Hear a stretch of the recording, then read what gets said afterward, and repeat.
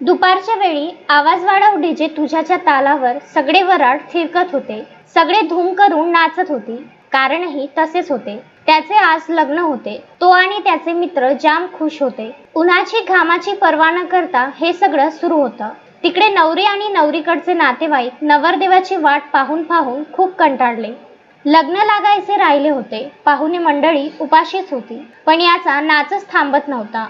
आणि शेवटी असं घडलं की कोणी विचारच केला नव्हता. तिकडे नवरदेव नाचतच राहिला आणि इकडे नवरी दुसऱ्याच्याच गळ्यात हार टाकून मोकळी झाली. लग्न म्हटलं की वरातीत नाचणारे वराडी आणि नवरदेव आणि त्यातून लग्न लागायला होणारा उशीर, मुलीकडच्या लोकांची वाट पाहून पाहून झालेला त्रास, हे दृश्य नेहमीचेच झाले आहे. पण बुलढाणा जिल्ह्याच्या सिंदखेड राजा तालुक्यातील मलकापूर पांग्रा येथे वेगळेच घडले. नवरदेवाची देवासारखी वाट पाहत सगळे थकले आणि इकडे नवरदेव आणि मित्र नाचतच राहिले व दुसरीकडे नवरीने दुसऱ्याच्याच गळ्यात लग्नमाळ टाकली आणि नवरदेव रिकाम्या हाताने घरी परत गेला. सध्याच्या या धामधुमीच्या जमान्यात वेळेला अत्यंत महत्त्व आहे. मलकापूर पांग्राच्या या युवतीने समाजापुढे एक वेगळाच आदर्श निर्माण केला आहे. लग्न विनाकारण टाइमपास करणाऱ्यांसाठी हा एक कडक संदेश आहे.